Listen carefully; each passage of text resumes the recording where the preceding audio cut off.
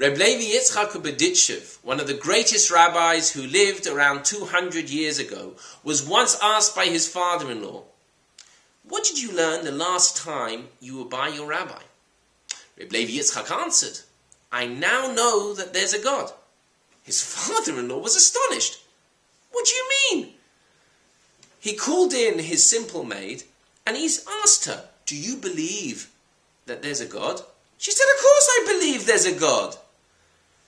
The father-in-law turned to Reb Levi Yitzchak. "No, why do you have to go to your rabbi? Here I have a maid. She believes in God." Reb Levi Yitzchak looked at his father-in-law and he said, "Yes, she believes, but I know."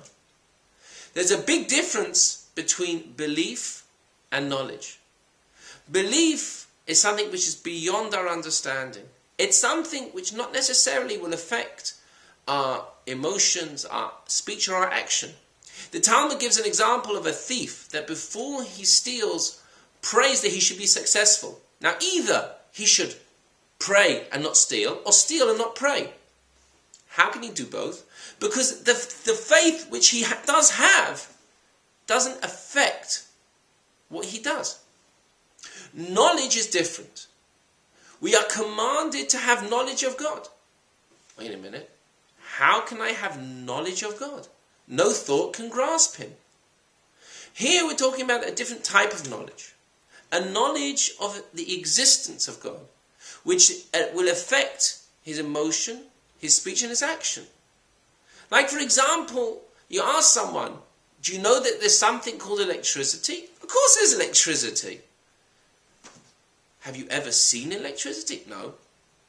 Do you know how it is? Do you know what it is? No. Does it exist? Of course it exists. It's a truth by them. It's just like they see it. The same thing is with the soul. You can have a body, but the body has no life to it. It has no spiritual aspect to it. That is the soul. The character of the person, how they feel and the like. The same is within the soul. That a person, for example, can learn business law and they can finish a course in it. That night they're preparing a dinner, a chicken dinner, and they get a call in the middle of the preparation about a complex question on business law. And they're able to answer. That understanding of business law, who's understanding it? That's the soul. That's the intellect, which is part of the soul. The person, while they were preparing the chicken, the dinner, they weren't thinking about the business law. But we know, I understand, the soul remembered. It was able to have an ability to remember what it learned and to bring it to one's conscience.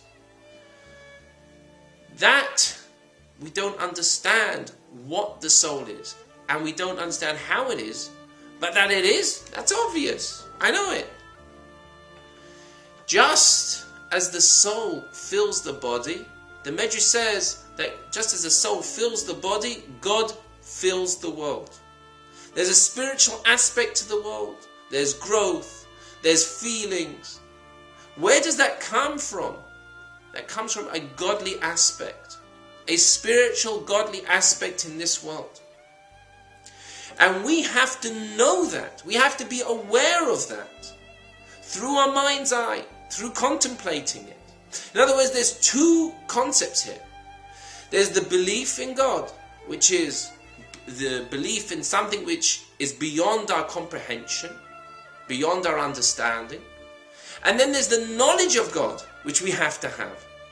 And that is, we have to know that God is here. Just as we know our soul is here, we know electricity is here. We have to be aware of it. We have to understand it. And that is the command that we're given. That it should affect our emotions and our speech and our action. That it shouldn't be a fleeting thought. It has to be in our mind. At some level, we're conscious of it.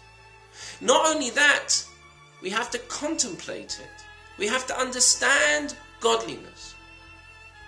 And how does that come about? It comes about through learning Torah, and especially in our days, learning the Hasidic texts, and also doing God's mitzvahs. doing the commandments. Because the knowledge of God can't be left aside. It can't be that a person has the knowledge as when they were young, when they were in school, or just a bit older. Just as we put effort into knowing other things, and we've even got degrees in certain things, a person also has to put effort in knowing God, being aware of that presence. And it should be that by putting our effort into these things, we should see the ultimate revelation of godliness with the coming of our righteous Redeemer, Mashiach. Think about it.